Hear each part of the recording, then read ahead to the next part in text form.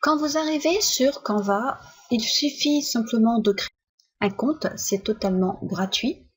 Donc, je vous conseille de vous loguer avec votre page Facebook parce que dans ce cas-là, quand votre graphisme est terminé, vous pouvez le partager directement sur votre compte Facebook.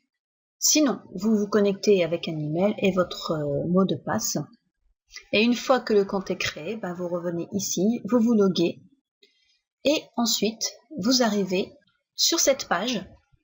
Vous allez avoir les graphismes que vous avez déjà créés ici et ensuite là vous avez les designs qui vous sont proposés. Donc vous pouvez cliquer sur More pour avoir tout ce que Canva vous propose en termes de création graphique. Alors vous voyez, vous avez énormément de choses. Vous pouvez créer vos flyers, vous pouvez créer vos cartes cadeaux, vos cartes de visite. Vous pouvez vous inspirer par exemple des menus, là c'est pour des menus de restaurant, mais pourquoi pas vous pouvez les modifier pour en faire des menus tarifs pour votre institut. Et donc là moi je vais vous montrer comment ça fonctionne pour les posts Facebook et le reste fonctionne exactement de la même manière.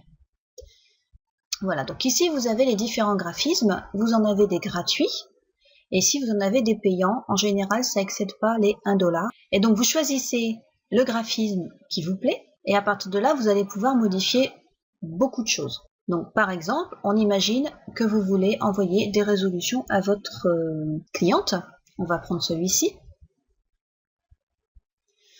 Vous trouvez que, par exemple, le fond, ça ne correspond pas trop aux couleurs de votre institut. Vous voulez le modifier. Donc, vous cliquez tout simplement sur l'image.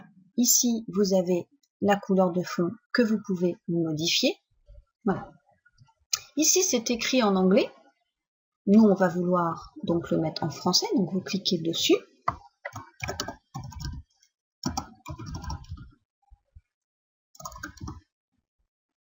Vous pouvez modifier la couleur également. Donc, on va mettre du blanc, par exemple. Vous pouvez modifier la police, si vous le souhaitez. Donc, voilà, ça peut donner ça.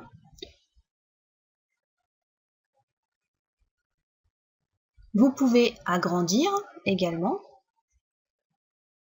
Et puis là, comme il est plus trop centré, vous allez simplement ici le recentrer. Alors moi, j'ai pas envie, par exemple, de mettre ça. Sa résolution, ça m'intéresse pas. Donc je vais le supprimer. Et puis ça, je vais le mettre à la place. Ici. Donc vous voyez, vous avez des éléments pour centrer. C'est quand même hyper pratique. Comme ça, vous êtes sûr. Vous voyez, là, vous avez la croix, en fait, qui est ici. Hein. Vous voyez bien. Donc là, vous savez que c'est bien centré. Ça, c'est pareil. C'est un élément graphique que l'on veut mettre en blanc pour que ça aille avec le reste. Donc, vous cliquez dessus sur l'élément graphique.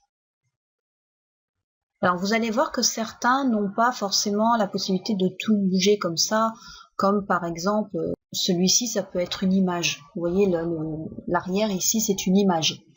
Donc, vous ne pourrez pas changer le fond qui est ici en bleu puisque ça fait partie intégrante de l'image. Il faut changer l'arrière-plan complet. Alors, pour changer un arrière-plan complet, vous allez dans ici Background et puis vous allez pouvoir télécharger vos propres graphismes en fait. Ici c'est pareil, voilà, je vais le mettre en blanc aussi. Et là, on va le mettre en français. Donc là, c'est de votre corps, moi je vais mettre de vous. Et là, moi je vais en mettre, je ne parle plus de résolution, donc je vais supprimer ce chiffre-là. Et puis je vais mettre à la place l'adresse du blog. Voilà, je vais le mettre comme ça. Et puis, par exemple, je vais mettre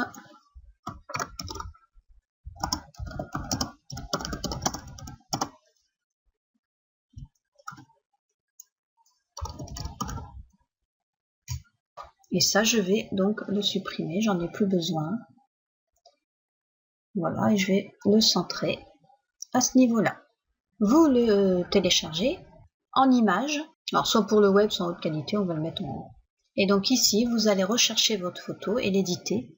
Et là, donc là, vous le retrouvez directement, vous voyez, sur le Facebook. Alors, je vous déconseille de le partager directement parce que déjà, Ici, il va vous mettre des choses qui sont pas terribles, du style que ça a été partagé depuis Canva, etc. Et puis, en plus, il n'est pas formaté, c'est-à-dire que l'image va être tronquée. Elle va pas apparaître comme ceci. Donc, il vaut mieux enregistrer votre image. En plus, vous allez la conserver comme ça, au cas où vous pourrez la partager ailleurs, sur un groupe, sur votre profil personnel, etc. Voilà, donc je vous souhaite de bonnes créations avec Canva. Vous voyez, c'est assez rapide pour créer tous vos graphismes. N'hésitez pas à aller tout visiter, c'est quand même hyper intéressant.